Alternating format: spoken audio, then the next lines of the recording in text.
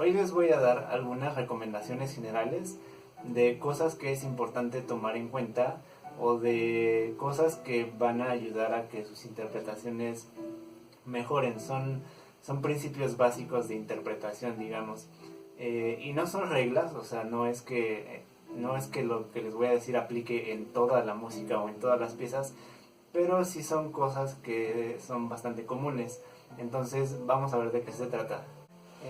Lo primero es que hay que tener mucho cuidado con los finales de las piezas, porque la mayoría de las veces cuando tenemos un final de la pieza que sea, es importante hacer un pequeño realentando o lo que es lo mismo, bajar la velocidad gradualmente, porque en casi toda la música, cuando ya una pieza va a terminar, tiene como esa sensación de irse deteniendo, y si no lo hacemos a veces no se siente como que la pieza realmente ya haya terminado, o se siente como un final muy brusco. Entonces, para darles un ejemplo de esto, esta pieza, seguro muchos la conocen, es...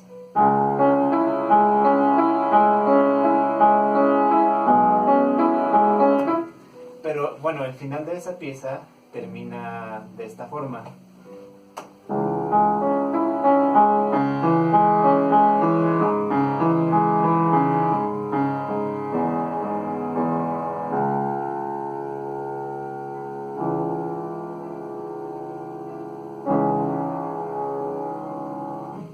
Entonces, ahorita lo que hice fue justamente ir deteniendo o bajando la velocidad cuando ya iba a llegar al final, porque si yo tocara esto sin detenerme o manteniendo la misma velocidad, sonaría así.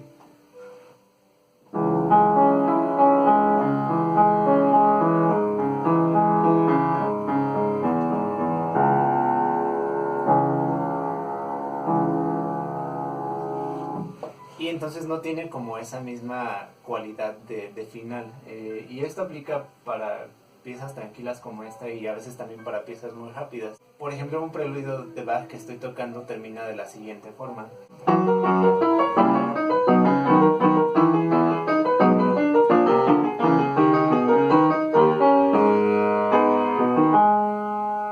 Y ahí también fui bajando la velocidad ya al final, pero si no lo hiciera sonaría así.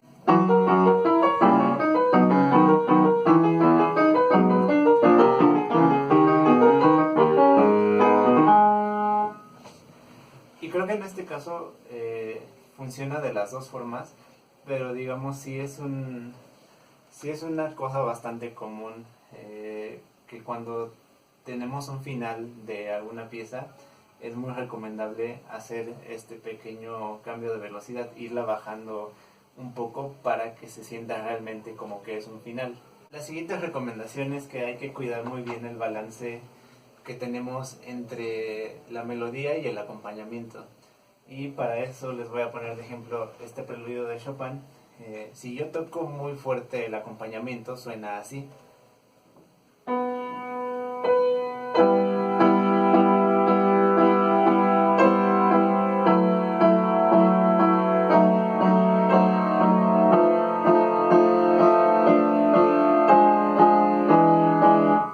Entonces, realmente no se distingue la melodía y suena bastante feo. Entonces, es muy importante cuidar que la melodía, que es lo más importante, sea lo que destaque.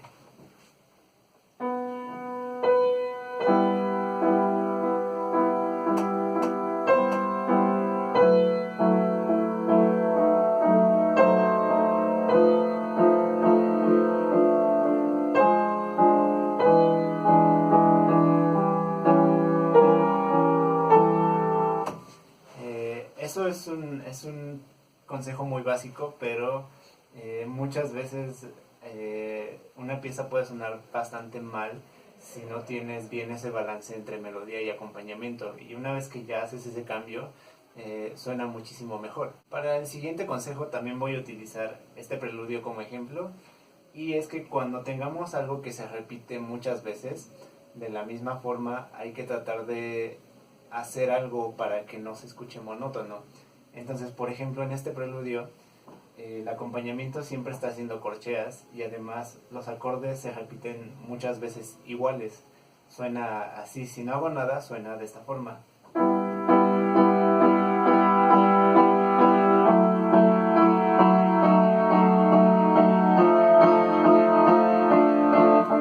Pero si yo juego un poco con el volumen y con la velocidad de cómo hago esos acordes, suena muy diferente.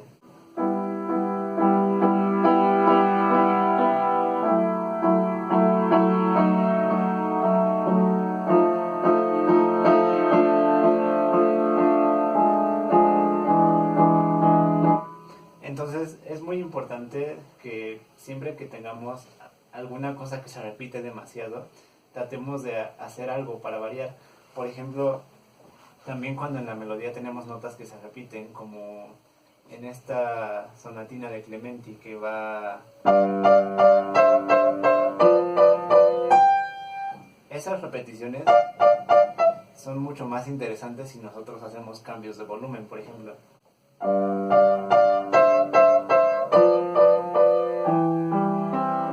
En esa misma sonatina, en otra parte hace...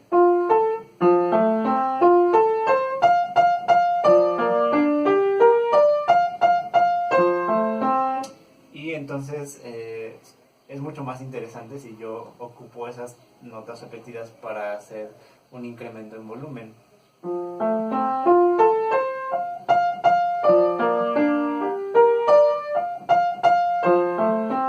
El siguiente consejo es que nosotros podemos como establecer una especie de regla, que realmente no es una regla, pero digamos es algo que podemos utilizar y que funciona bastante bien. Y es que cuando una melodía sube, cuando se vuelve más aguda, normalmente funciona subir el volumen, y cuando una melodía se vuelve más grave, funciona bajarlo. Entonces, por ejemplo, si yo tengo esta melodía,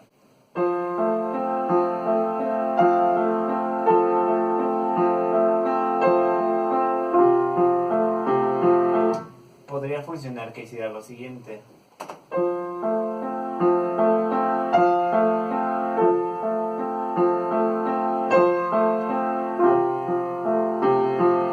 Entonces cuando tocaba la nota más aguda subía el volumen, y cuando iba hacia lo grave lo volvía a bajar.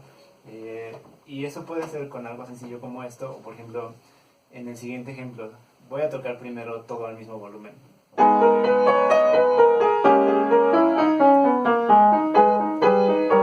Pero si yo hago lo siguiente,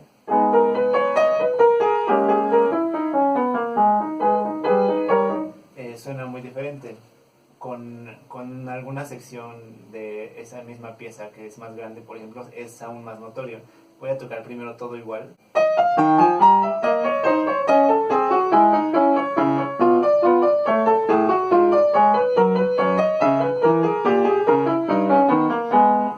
Y ahora voy a tratar de hacer esa misma sección, pero cuando la melodía se vuelva más aguda, voy a subir el volumen, y cuando baje lo voy a bajar también. Y sonaría así.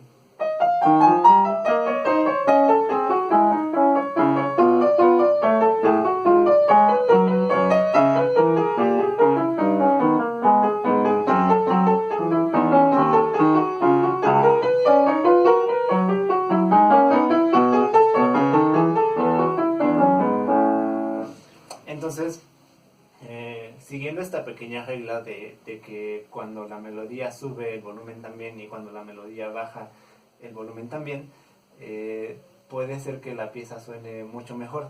Como les digo, todo lo que les estoy compartiendo no son precisamente reglas, porque va a haber piezas en las que no funcione, pero sí son pautas que funcionan muy bien en la mayoría de los casos. Y ya para finalizar, algo que es muy importante es identificar que en la música también hay frases, así como cuando nosotros hablamos o leemos, tenemos comas o tenemos frases bien definidas. También en la música hay que tratar de buscar eso, porque si no lo hacemos, aunque a lo mejor no va a sonar muy mal, sí cambia mucho. Es como cuando uno habla con una persona que habla y habla demasiado rápido y no se calla, y entonces es muy difícil entenderles. O como cuando lees un texto y no tiene comas ni puntos, que también es muy complicado entender. Lo mismo pasa con la música, siempre va a ser mejor y va a tener más sentido lo que toquemos si podemos identificar como esas frases. Y en una partitura normalmente las frases están marcadas con las ligaduras grandes que tenemos, como la que ven en la imagen. Para darles un ejemplo, les voy a tocar primero esta sección del concierto de Grieg sin hacer ninguna ligadura, o sea, lo voy a tocar todo de corrido y después lo voy a tocar con esas pequeñas pausas o con esas pequeñas frases. Entonces, primero va sin frase, todo seguido.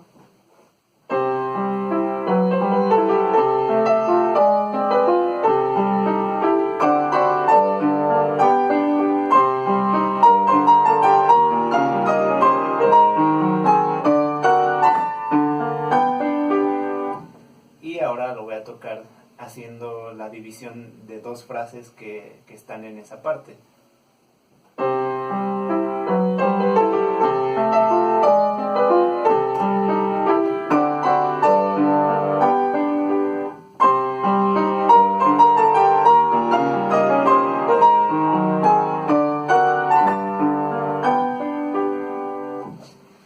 Y ahorita también lo hice un poco más exagerado para que se escuche la diferencia.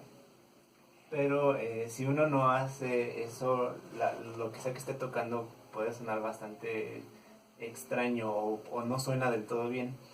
Un ejemplo que me viene a la mente, que es muy común, si ustedes escuchan a alguien tocando para Elisa, alguien que va empezando y que sí puede tocar las notas, pero que no está muy consciente de cómo debería hacer entender las frases, suena algo así.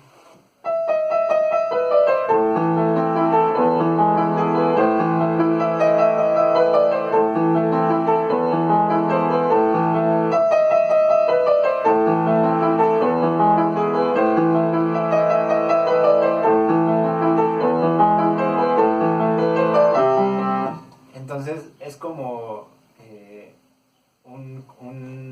una sucesión constante de frases o de notas que realmente no suena mal, pero suena muy diferente si uno hace las diferentes frases que están en la partitura, que sonaría algo así.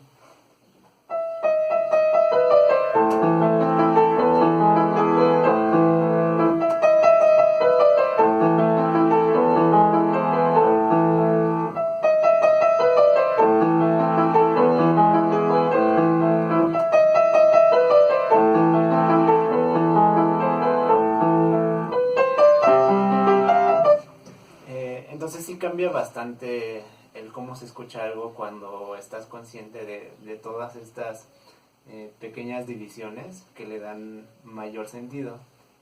Y es importante siempre fijarse en la partitura cómo están marcadas.